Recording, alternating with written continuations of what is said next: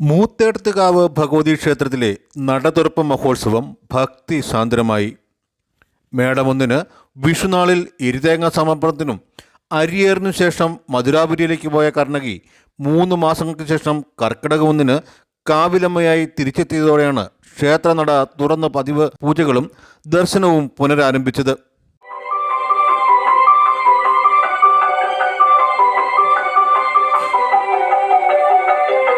വെളുപ്പിന് ദേവിയെ കുടിയിരുത്തുന്നതോടെ ചടങ്ങുകൾ ആരംഭിച്ചു.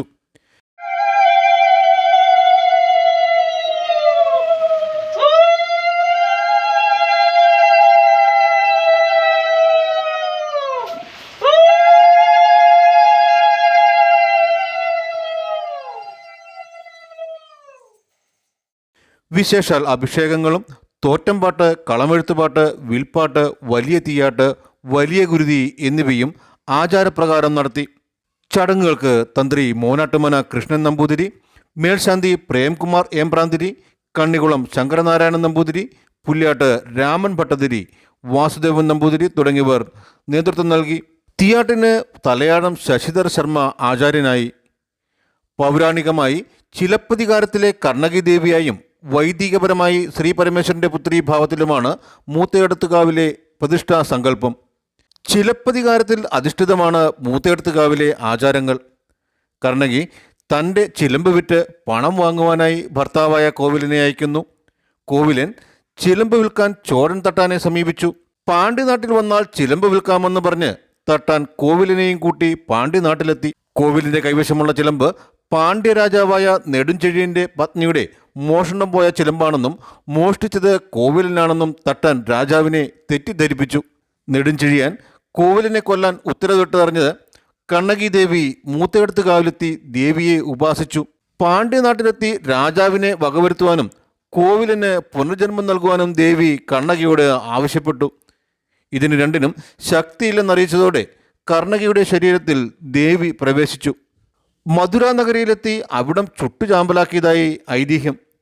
ഈ സങ്കല്പത്തിലാണ് ക്ഷേത്രത്തിൽ വിഷുനാളിൽ നടക്കുന്ന എരിതേങ്ങ സമർപ്പണം. സർവമംഗളമംഗല്യേ ശിവേ സർവാർത്ഥസാരികേ ശരണ്യേ ത്രയംബകേ ഗൗരി നാരായണീ നമസ്തുതേ. മൂത്തേടത്താവിലമ്മേ ശരണം. മൂത്തേടത്താവ് ഭഗവതി ക്ഷേത്രം മധുര കണ്ണകി കോവിലൻ സങ്കല്പത്തിലുള്ള ആചാരക്രമങ്ങളാണ് നടത്തുന്നത്.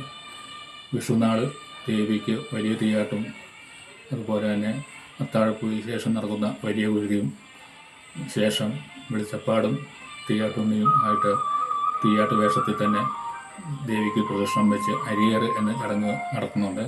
അതുപോലെ തന്നെ എഴുതേങ്ങ കത്തിക്കുക, മധുരാപുരി ഗ്രഹിപ്പിച്ചു എന്നുള്ള സങ്കല്പത്തിൽ ക്ഷേത്രത്തിൻ്റെ മുമ്പിലുള്ള കൊടിമരത്തിൻ്റെ പടിഞ്ഞാറ് ദിശയുള്ള ആ സ്ഥലത്ത് ധാരാളം നാളികേരം കത്തിച്ച് മധുരാപുരി ദേവി ദഹിപ്പിക്കുന്നു എന്ന സങ്കല്പത്തിൽ ഉള്ള ഒരു ആചാരം, ഒരു പ്രത്യേകത കൂടി ഈ ക്ഷേത്രത്തിനുണ്ട്. അന്ന് അത്താഴപ്പൂജയ്ക്ക് ശേഷം അരിയേറി അടങ്ങി കഴിഞ്ഞാൽ നട അടയ്ക്കുന്നതാണ്. പിന്നീട് നട തുറക്കുന്നത് 3 മാസത്തിന് ശേഷം കർക്കിടകം 1-ാം തീയതിയാണ്. ഈ 3 മാസക്കാലം ഇവിടെ വിളക്കുവയ്പ്പ് പൂജകളൊന്നുമില്ല. ദേവി മധുരയിലേക്ക് പോകുന്നു എന്നുള്ള സങ്കല്പമാണുള്ളത്. വീണ്ടും ദേവി കർക്കിടകം 1-ാം തീയതി രാവിലെ ക്ഷേത്രത്തിൽ എത്തുന്നു എന്നുള്ള ഒരു സങ്കല്പമാണ് എല്ലാ ഭക്തന്മാർക്കും ഉള്ളത്. വിഷുനാളിൽ നടയടച്ചാൽ കർക്കിടകം 1-നാണ് നട തുറക്കുക. ഈ കാലയളവിൽ ക്ഷേത്രത്തിൽ ഭക്തർക്ക് ദർശനമോ പതിവ് പൂജകളോ ഉണ്ടാവില്ല. വാണിക വൈശ്യരുടെ വിൽപ്പാട്ട് കേട്ടാണ് ദേവി ക്ഷേത്രത്തിൽ കുടിയിരിക്കുക എന്നും വിശ്വാസം. V vision news, Vaikom.